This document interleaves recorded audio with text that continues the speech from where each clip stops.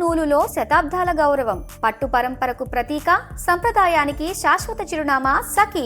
ఐపీఎల్లో ఎన్నో ట్రోఫీలు సాధించిన ముంబై టీం ప్రస్తుత పరిస్థితుల్లో దారుణమైన పరిస్థితులను ఎదుర్కొంటుంది. మొదటి మ్యాచ్ మినహా మరే మ్యాచ్లోనూ ముంబై ఇండియన్స్ టీం ప్రదర్శన అంత బాగాలేదు. ముఖ్యంగా వీరి పరిస్థితి రోజు రోజుకు దిగజారిపోతుంది. గత సీజన్ తరహాలోనే ఈసారి కూడా చెత్త ప్రదర్శన కనబరుస్తోంది. ఇప్పటి వరకు ముంబై ఇండియన్స్ 5 మ్యాచ్లు ఆడితే 4 మ్యాచ్ల్లో ఓటమి పాలైంది. దీనికి తోడు హార్దిక్ పాండ్యా చెత్త కెప్టెన్సీ పైన తీవ్ర స్థాయిలో కూడా విమర్శలు వస్తున్నాయి.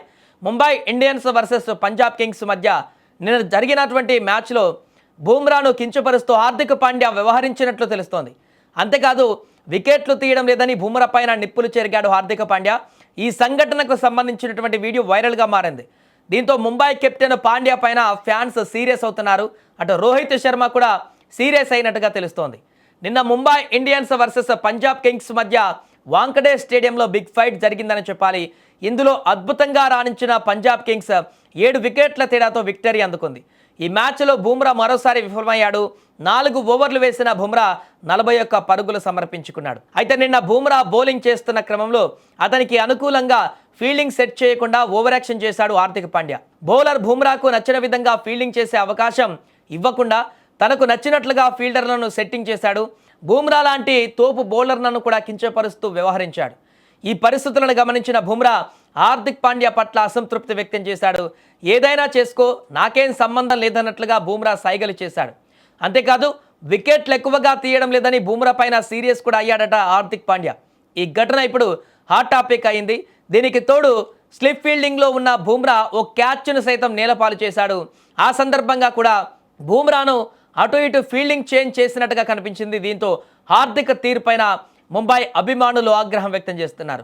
ప్రపంచంలోనే నెంబర్ 1 బౌలర్ను ఇలా అవమానించడం సరికాదంటూ సూచిస్తున్నారు. ఎప్పుడు మన రోజులే రావు కదా, ఎంతటి తోపు బౌలర్కైనా ఓ బ్యాడ్ డే వస్తుంది, దాని నుంచి కంబ్యాక్ చేయాలి, కానీ వికెట్లు తీయలేదని, క్యాచ్ మిస్ చేశాడని ప్రపంచ నెంబర్ 1 బౌలర్ పట్ల ఇలా వ్యవహరించడం సరికాదంటూ కొందరు అభిప్రాయం వ్యక్తం చేస్తున్నారు.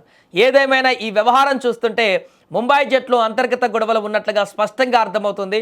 ఆల్రెడీ గతంలో 2 సంవత్సరాల క్రితం కూడా జీటీ నుంచి హార్దిక్ పాండ్యా ముంబైకి వచ్చి రోహిత్ శర్మ కెప్టెన్సీ నుంచి తను కెప్టెన్సీ తీసుకున్న సందర్భంలో కూడా తీవ్ర స్థాయిలో విమర్శలు రావడం జరిగింది. హార్దిక్ పాండ్యా వ్యవహార శైలి పైన ముంబై అభిమానులందరూ కూడా తీవ్రమైనటువంటి ఆగ్రహాన్ని వ్యక్తం చేయడం జరిగింది. సోషల్ మీడియాలో విపరీతమైనటువంటి ట్రోల్స్ కూడా చేయడం జరిగింది హార్దిక్ పాండ్యాలో.